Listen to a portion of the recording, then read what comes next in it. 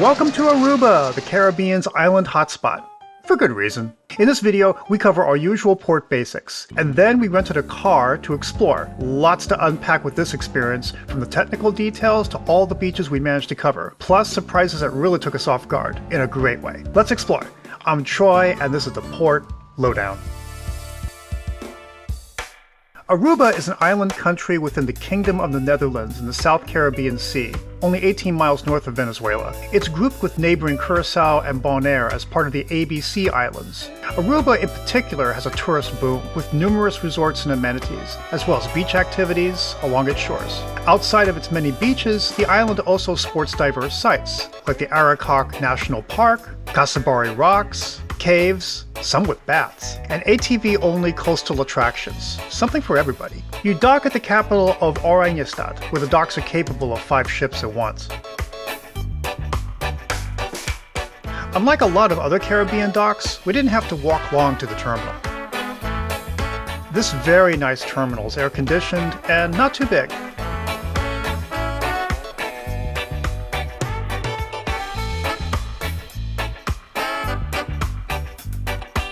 Just enough for some casual shopping. The island's aloe is a specialty. Clean bathrooms. And tourist info. Filtered water fountain for your bottle. Outside, you have your standard meeting ground for tour groups. Both sides have benches, and the right side has a ramp for accessibility. Taxi pickup to your left, with fixed prices posted. No official dispatcher, just wait for the next taxi in line. In a pinch, these guys across the parking lot can probably help you arrange a cab. Now have cash in hand if you use taxis. US dollars are fine, but credit cards are usually not accepted. By the way, Aruba uses the Aruban florin, but USD and credit cards for most purchases are fairly standard. Best to stock up on your US cash before arrival, although some of the town ATMs can withdraw USD as well as florin. Keep walking across the parking lot and tour booths while enjoying those funky buses. Turn left and you'll eventually reach the exit, which spills out onto the main drag, Lloyd G. Smith Boulevard. This is one of the most popular shopping ports in the Caribbean, and it shows.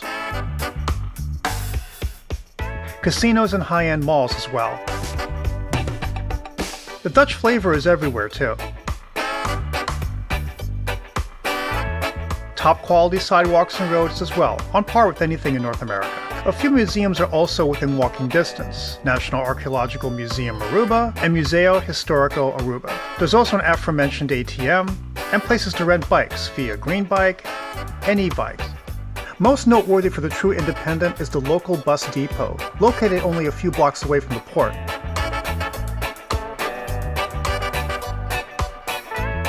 Check our link in the description for Arubus.com, which can give you scheduling info and information on buying tickets, inexpensive and modern buses. Check out these amenities. Cash only, no credit cards. For one-way trips buying cash, round trips you need a trip card. For that, purchase at this booth, cash only. Trip cards are also best as the overall fare is slightly cheaper than cash buy. Now, we opted to rent a car. We wanted to explore the island on our own time, sticking to the coastline to review the more accessible beaches and coastal towns. There was one wrinkle. We were there on the New Year's holiday, so it was as busy as it gets with locals as well as tourists. So the crowds we experienced may well be worst case scenario. We rented from 6 car rentals, which required a $25 cab ride for a 15-minute trip to the airport. Although there are a few rental offices in Oranjestad, the airport has the most offices by far. No more cars available on the whole island. It was a really busy day.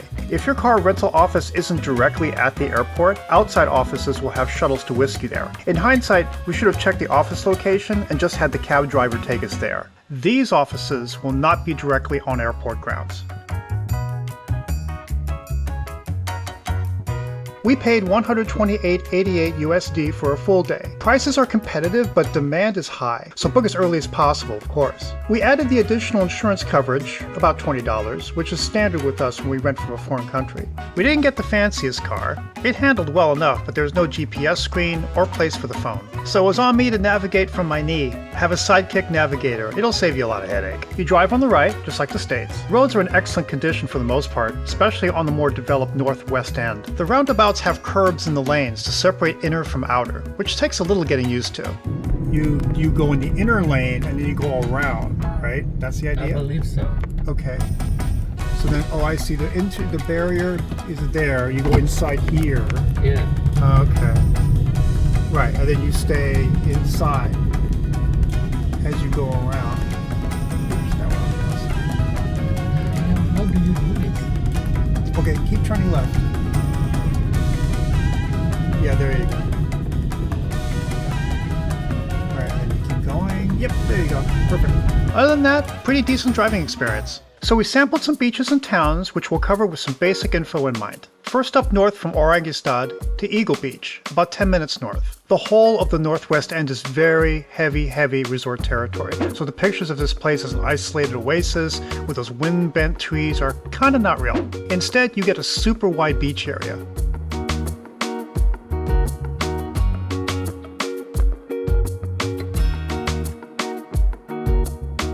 With ample parking. Multiple hotels across the street have staked claims on the sand for private services. No worries. Plenty of rentals and services for all.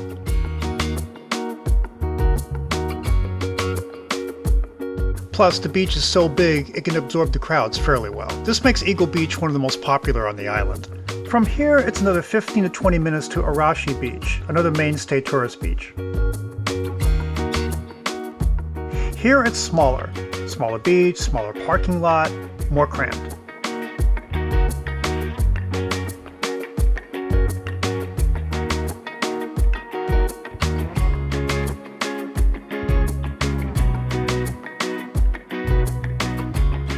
You can rent umbrellas and chairs.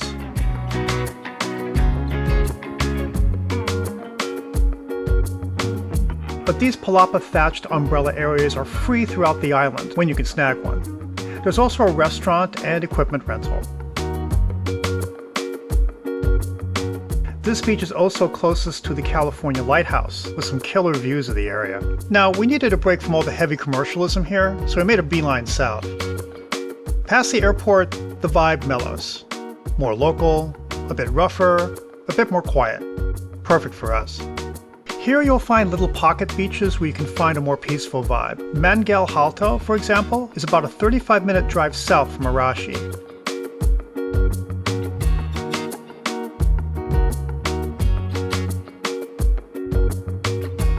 Savaneta Beach is another 4 minutes south from that.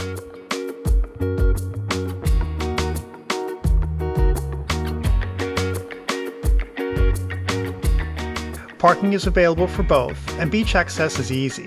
Although small and with no services, they offer a quiet, more isolated feel, plus mangroves to explore in shallow water. Perfect for families. About 22 minutes further south is another super popular beach, Baby Beach. Despite its distance and Mad Max type route to get there, this was probably the busiest beach we found. Big parking lot, but a fairly narrow strip of sand winding along the edge, which made the place feel all the more cramped. Expect the usual umbrella and chair rentals, along with a restaurant and snacks. If you seek a mellower vibe, Rodger's Beach is just next door north. Just as much sand, but less crowded, and frequented by mostly locals. Parking again is ample and easy.